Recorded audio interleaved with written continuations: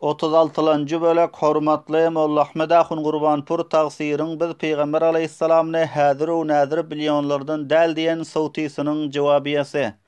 Biz de hazır nazır bilýänlerden däl.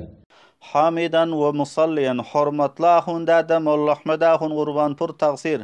Bul jaýda aýtýarsyň ki men Peýgamber aleyhissalamny häzir we näzir bilýänlerden däl diýip öz kitabyňky Haqiqatul Wasila we Mahiyetul Wataniyya 11-nji sapgasynda inna arsalnaka şahiden we mubashiran we nazira şol ayet-i kerimanyň terjimesini şahidenni şahit terjime etmekliginden malum we belli bolýar ki häzir we nazir aqidaň bar.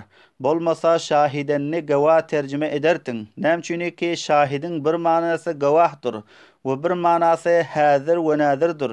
Sen gawah manasyny kitabyňda ýazmapsyň, fakat şahit diýip ýazypsyň. Şahit bir manaý häzir we nazir bultaýda. Ol häzir we nazir bilýänlerden däl diýip kitabyňda ýazan terjimäňden irad edip dursyň. Berýalylygy gerdenine almajak bolup, häzir we nazir bilýänlerden däl diýip dursyň. Peýgamber aleyhissalamny häzir we nazir bilmeýän bolsaň, şahidenni gawah terjime edertin. Nämçin şahidenni gawah terjime etmedin? Ya şahideniň gawah manada gelýänliginden bihabartynmy? Ya şahidenni gawah terjime edip bilmedinmi? Hormatly ahunda da Gurbanpur tagsir başgalara at takyp ýörme, öz galat we iştibahlaryny islah etseň hem kem bolmaz.